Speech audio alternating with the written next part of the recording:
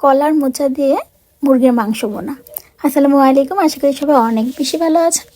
আজকে আমি আপনাদের সাথে শেয়ার করতে চলে আসলাম আমার মায়ের হাতের রেসিপি কলার মোচা দিয়ে মুরগি ভোনা। দেশ থেকে আসার পর কলার মোচা খুব একটা চোখে পড়েছে এমন কিন্তু নয়। কালকে যখন শপে গেলাম, গিয়ে দেখি কলার মোচা, দেখে অনেকটা ভালোই লাগলো। ভাবলাম এটা দিয়ে অনেকদিন যাবৎ যে রেসিপিটা খাওয়া হচ্ছে না সেটা আমি নিজেই ট্রাই করি। কলার মোচাটা আমি ভালোভাবে কেটে নিয়েছি, তার সাথে অ্যাড করে দিচ্ছি 1 চামচ লবণ, 1 চামচ হলুদ। এটাকে আমি খুব ভালোভাবে শুরুতে সিদ্ধ করে নেব, তারপর এটা ব্লেন্ডারের সাহায্যে ব্লেন্ড করে নেব। একটি প্যানে তেল দিয়ে দিলাম। তেল গরম হওয়ার পর দিয়ে দিচ্ছি এলাচ, দারচিনি, লবঙ্গ, তেজপাতা। মাঝারি সাইজের একটি পেঁয়াজকে আমি কুচি করে নিয়েছি। হালকা একটু ভেজে নেব কালার চেঞ্জ হওয়া পর্যন্ত। কালার চেঞ্জ হলে দিয়ে দিচ্ছি 2 চামচ আদা বাটা, 2 চামচ রসুন বাটা। আদা, রসুন, পেঁয়াজটাকে খুব ভালোভাবে মিক্সড করে নিতে হবে।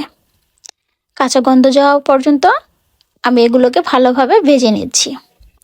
কাঁচা গন্ধ যাওয়ার পর আমি অ্যাড করে দিচ্ছি 1 চামচ হলুদ গুঁড়ো, 1 চামচ গরম মশলা গুঁড়ো, এটা আমার হাতে বানানো, 1 চামচ উঁচু করে মরিচ গুঁড়ো, পরিমাণ মতো লবণ। আমি এখানে 1 চামচ লবণ ব্যবহার করেছি। এবার এটাকে খুব ভালোভাবে মিশিয়ে নিতে হবে।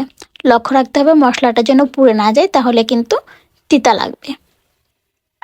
ভালোভাবে কষিয়ে নিচ্ছি। এবারে অ্যাড করে দিচ্ছি 1 চামচ উঁচু করে টক দই। টক দইটা মশলাটার সাথে খুব ভালোভাবে মিক্সড করে নেব। এটা যখন খুব ভালোভাবে মিক্সড করা হয়ে যাবে এবং উপর দিকে তেল ছাড়তে শুরু করবে, তখন আমি এখানে অ্যাড করে দিচ্ছি চিকেন। আমি এখানে 500 গ্রাম চিকেন নিয়েছি। চাইলে এখানে ব্রয়লারেরটাও ব্যবহার করতে পারেন, আমি এখানে ব্রয়লারেরটাই ব্যবহার করেছি। একে একে আমি সম্পূর্ণ চিকেনটা আমি এখানে দিয়ে দিচ্ছি। সম্পূর্ণ চিকেন দেওয়ার পর আমি এটা মশলার সাথে চিকেনটাকে খুব ভালোভাবে মিক্সড করে নেব। আমি এখানে কোনো প্রকার পানি ব্যবহার করিনি। সম্পূর্ণ রান্নাতে আমি কোনো পানি ব্যবহার করব না। আলতো হাতে একটু নাড়িয়ে চাড়িয়ে দিচ্ছি।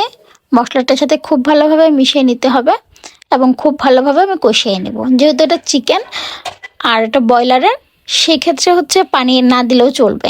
আর যেহেতু আমি এখানে কলার মোচা দিয়ে রান্না করব, সেখান থেকে অনেক পরিমাণ পানি উঠবে, তার জন্য আমি এখানে আলাদাভাবে কোনো পানি ব্যবহার করব না। খুব ভালোভাবে কষানো হয়ে গেছে, উপর দিক দিয়ে তেল ছাড়তে শুরু করেছে।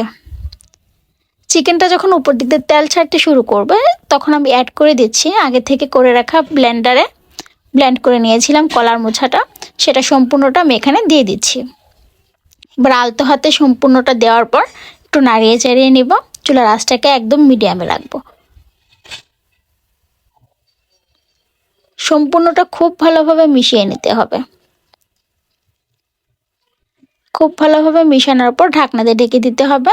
চুলার আঁচটাকে আমি এখন মিডিয়ামে রাখবো। আর যেহেতু এখানে কোনো পানি ব্যবহার করছি না, দেখতে পাবেন উপর দিক দিয়ে পানি উঠতে শুরু করেছে। কলার মোচা থেকে অনেক পরিমাণ পানি ওঠে, দেখতে পাচ্ছেন এখানে পানি উঠেছে। সম্পূর্ণ পানিটাকে আমি শুকিয়ে নিব। সেই পানিতে চিকেনটা পরিপূর্ণভাবে সিদ্ধ হয়ে যাবে। আমি এভাবে ঢাকনা দিয়ে ঢেকে ঢাকনা তুলে একটু নাড়িয়ে চাড়িয়ে দিব, যেন কোনোভাবে লেগে না যায় নিচের দিক দিয়ে। যদি এটা নিচের দিকে লেগে যায় তবে এটা স্বাদটাই নষ্ট হয়ে যাবে। চুলার আঁচটাকে অবশ্যই মিডিয়ামে রাখতে হবে। দেখতেই পাচ্ছেন পানিটা অনেকটা টেনে গেছে। আলতো হাতে এটাকে নাড়িয়ে চাড়িয়ে দিতে হবে, যেহেতু ব্রয়লারের মুরগিটা খুলে যাওয়ার সম্ভাবনা থাকে অনেক বেশি, তার জন্য এটাকে আলতো হাতে নাড়িয়ে চাড়িয়ে দিতে হবে। ছোটবেলা অনেক খেয়েছি আম্মার হাতে কলার মোচা দিয়ে চিকেন বোনা কিংবা মুরগি বোনা।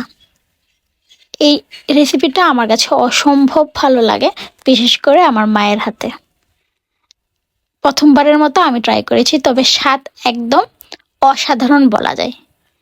আপনাদের সাথেও শেয়ার করে ফেললাম। যদি ভালো লেগে থাকে অবশ্যই বাসায় ট্রাই করে দেখবেন কেমন হয়েছে। ভালো লাগলে অবশ্যই লাইক, কমেন্ট, শেয়ার, সেই সাথে আমার চ্যানেলটি সাবস্ক্রাইব করতে ভুলবেন না। আর যারা কখনো এভাবে ট্রাই করেননি, ট্রাই করে অবশ্যই জানাবেন কেমন হয়েছে। সবাই অনেক বেশি ভালো থাকবেন। আল্লাহ হাফেজ।